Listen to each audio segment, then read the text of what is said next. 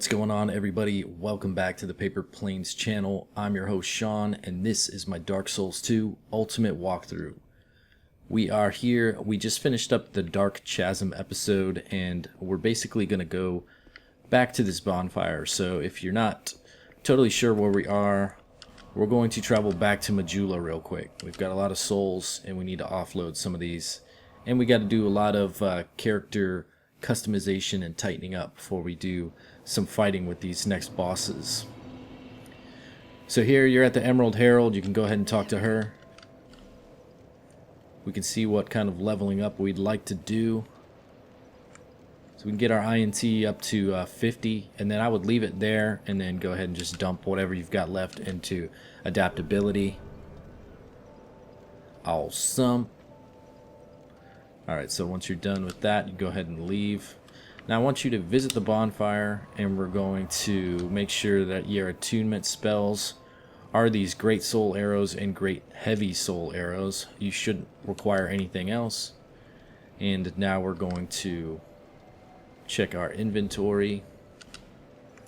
And if you have the opportunity to, I want you to swap out the Witch Tree branch with the Staff of Wisdom. Obviously you'll want to upgrade the Staff of Wisdom, so if you don't have the materials and your Witch Tree branch is already upgraded, go ahead and hold on to that. So for the purposes of this episode, I'm going to hold on to the Witch Tree branch, but if you have the ability to upgrade it, you want to use the Staff of Wisdom. It's definitely well suited for a high intelligence build like we've got now.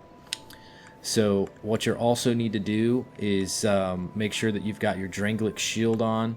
Anything that blocks 100% physical damage is definitely preferred. So now we want to make sure that you've got some decent armor on. Basically my armor here is so that I can focus on casting faster. We haven't spent a whole lot of souls in improving the armor just because it's pretty weak gear already. So improving it only helps just a little bit. But every little bit helps. If you've got souls and you don't know what to spend it on, go ahead and dump it on that. The only other thing that we'll need to swap out is we're going to put on the King's Ring.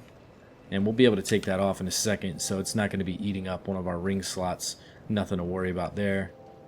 And then really all you're going to need in your item belts is like some herbs, just in case you run out of spell casts. And then Estus Flask and some effigies. You should be all good with everything else. I know some of you want to take a look at my player stats, so go ahead and take a look at that. You can, of course, pause this screen setting. You should be able to see it every time I level up. But I've gotten that question somewhat frequently, and keep in mind this is totally a generic build for a walkthrough. What you want to do if you're building your own character and you're not sure about stats, try to have that game plan set out before you start your playthrough. So it's like, hey, what type of play do I like? Do I like melee? Do I like casting? And then focus on those stats. Find out what the soft caps and hard caps are for those stats, and basically line it up accordingly. You can, of course, learn all about that stuff from my stats video. Alright, so once we've done that, we can visit the bonfire, and we're going to travel back to Dranglic Castle. Let's see, where's it at? There we go. And we're going to visit the King's Gate. Alright. After the bonfire, we're going to head to the left. And you'll just walk up to this door. Because you're wearing the King's Ring, it's going to open up on its own. Now, there's no enemies that we're going to face between here and the boss fight, so you don't have to worry about anything. It's just a long, windy corridor all the way to the Fog Gate.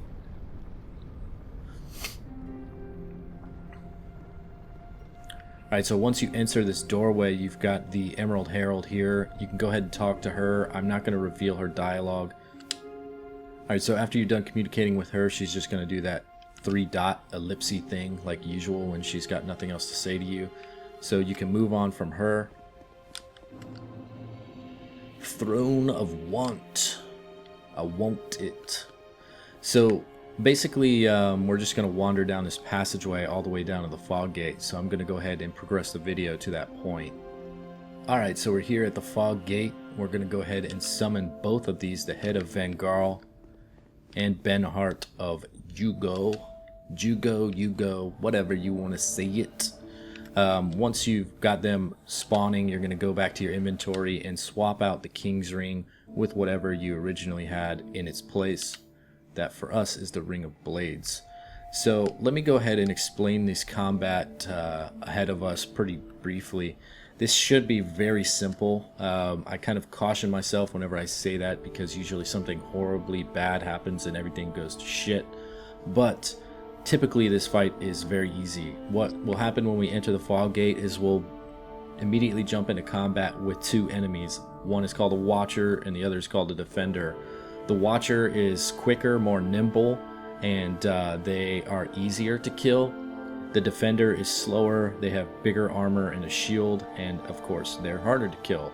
Now the thing about this is if you kill one, the other will go ahead and start to revive it. Now you can stun them while they're reviving, but that's pretty difficult, and you also need to try to kill them before they can successfully revive that enemy, because that'll be their main focus when their compadre is down.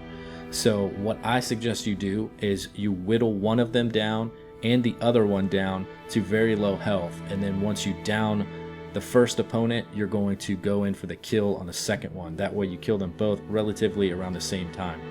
And that's the benefit of summoning these two NPCs right here, is they'll hopefully preoccupy the enemies while you pick and choose who you fight. And being a ranged fighter, this gives us an extreme advantage because we can just target the enemy, stand back, and whittle them away with our sorceries.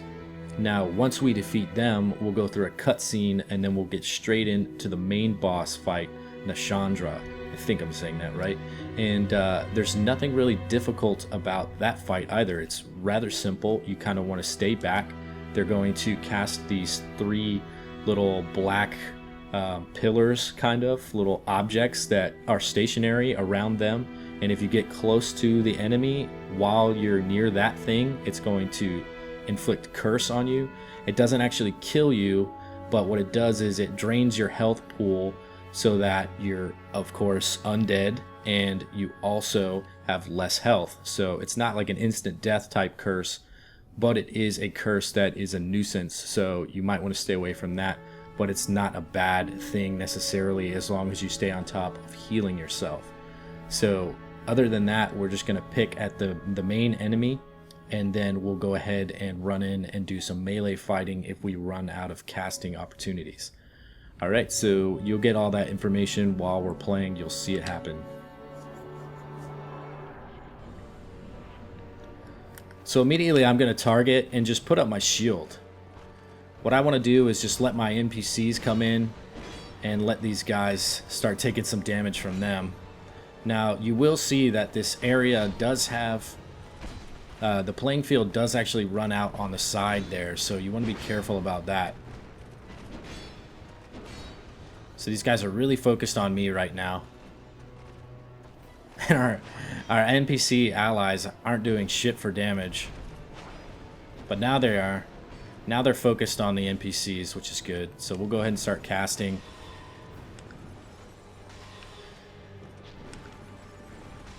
And your allies are probably going to die close to the end of this fight. So you just want to keep killing everybody. Keep them relatively close, equally health.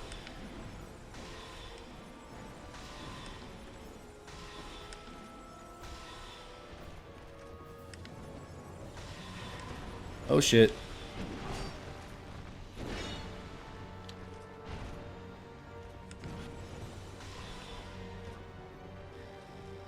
I'm going to suggest any chance you get to anything less than 75% health, you just go ahead and heal up.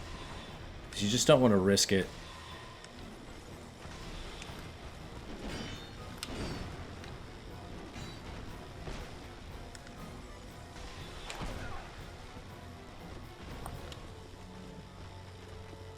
I like your electricity sword, dude. Now you can see how important the shield is in this fight. Alright.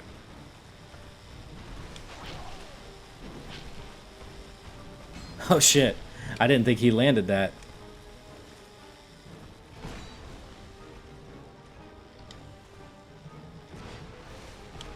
So you can see they're so focused on me that they're just getting damage dealt by Benhart. Now you can imagine what a pain in the ass this fight would be if you don't have these NPCs to help you.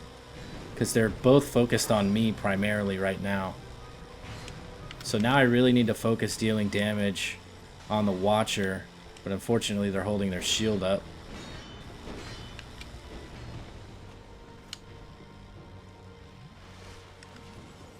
There we go. That's exactly what we want right there.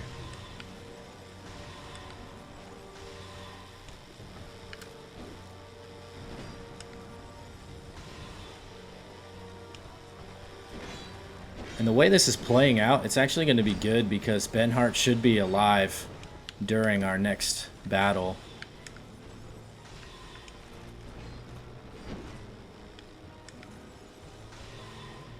Stick keeps putting up their shield. No! Alright, so now we're good. We're going to kill both of them simultaneously. We get our souls, and now we've got just a slight gap in time between when we're going to hit the cutscene. So I'm going to skip the cutscene. You guys won't be able to see that until you play it yourself. Alright, so the boss fight begins, and we'll basically just get to start off immediately casting. So you can see right there, we're in proximity to those items I was telling you about. And Benhart should be smarter than he is, but he's not, so he just stands there and takes massive damage. But it's good enough for the meantime. Even if Benhart wasn't here, we'd still be landing lots of spells on this boss.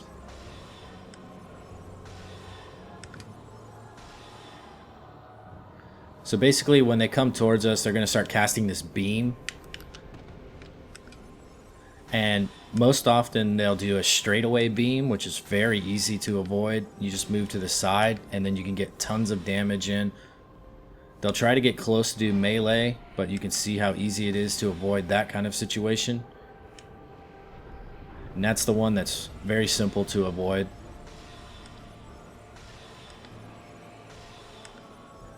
You can see how slow they are in between their attacks.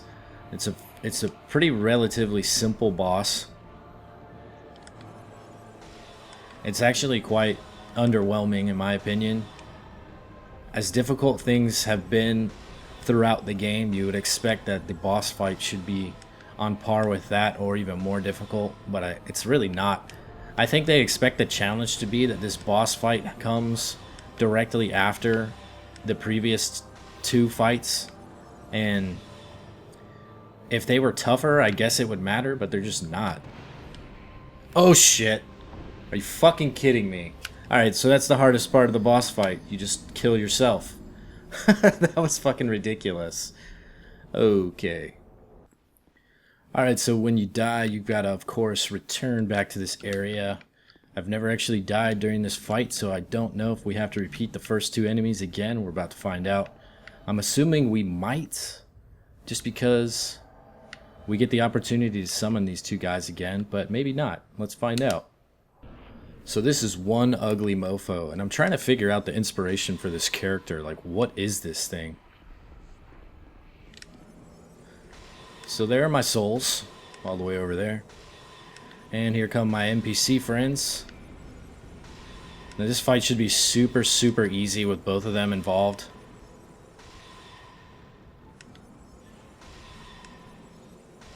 Just gonna stand here practically. I mean, this is pretty sad. You can see how much damage that sickle does, though. It's one powerful weapon.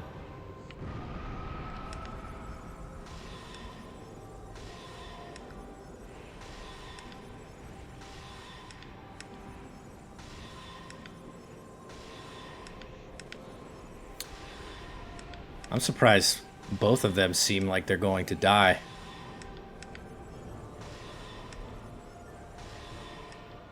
This is exciting shit, isn't it?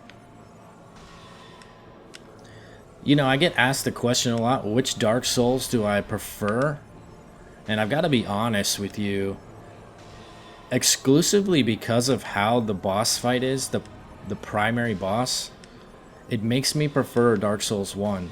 And Dark Souls 1 was definitely more difficult than Dark Souls 2.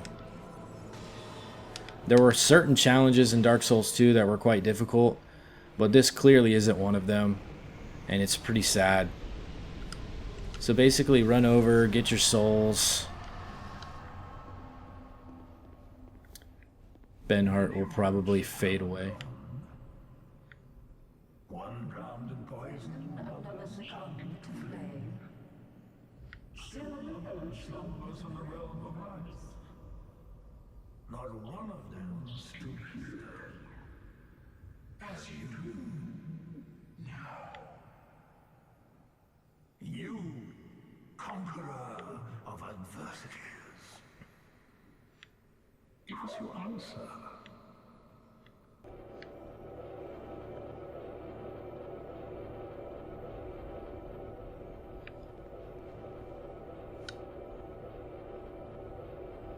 Alright, so as you can see, defeating the bosses and going through the credits and all that stuff isn't actually the end of the game. There's still a whole lot of stuff to do if you want to. You can visit the bonfire and you can go to begin Journey 2 to Drangleic. This is essentially beginning your new game plus.